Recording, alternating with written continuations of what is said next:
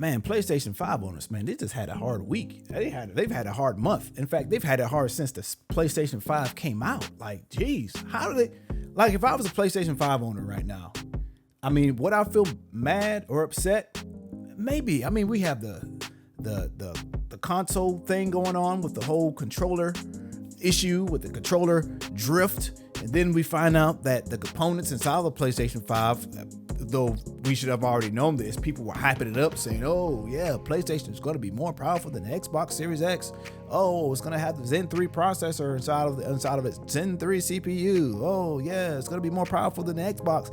And then come to find out, we see some pictures on the inside and it's like, well, what is this? This is not what we expected, but this is not what anybody told you. Of course, people hype stuff up for video games. They just hype it up. That's what people do.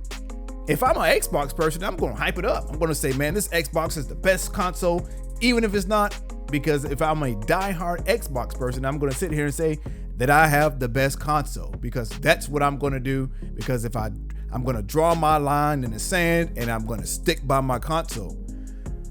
But the joy of, not being tied to any one particular console, I'm tied to the Xbox Series X now because I can't get my hands on the PS5, and I keep saying that. Not being tied to any console, I can kind of sit in the middle and just kind of see this argument from both sides. But I do advocate for Game Pass because PlayStation needs to do something with PlayStation Now and PlayStation Plus. That's just a mess. Google Stadia, that's just a mess too. They need to do something about that. Nvidia Shield, though it can scale images and quality, I think they need to do something with that too, with the streaming service.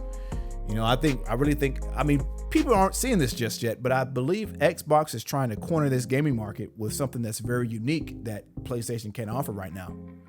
Xbox has servers. Xbox has business grade servers. Xbox has everything that you would want right now to have any type of streaming or any type of hosting.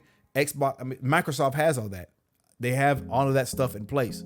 And now Phil Spencer, man, he's there. Major Nelson. These people, they're listening to their younger minds and trying to move with the industry and not just trying to stay put and not just trying to let the industry pass them by as it did with the Xbox One. They really gaffed with the Xbox One. And in the past, Microsoft has always put out a more powerful system than the competition, except the last time around. PlayStation 4 was more powerful than Xbox One, and that's why Xbox was like, well, we need to come out with something else. So that's when Project Scarlet came about, Xbox One X,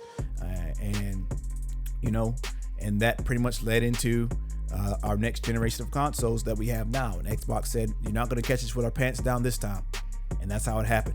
And that's my gamer rant for today, for today. Just a little rant. That's all I wanted to do was rant. You can agree, you can disagree. If you do or don't, hit that like button down below and subscribe to the channel so you can get some more of this if you want it. Again, this is Patrick with Pat's Tech Review. Peace.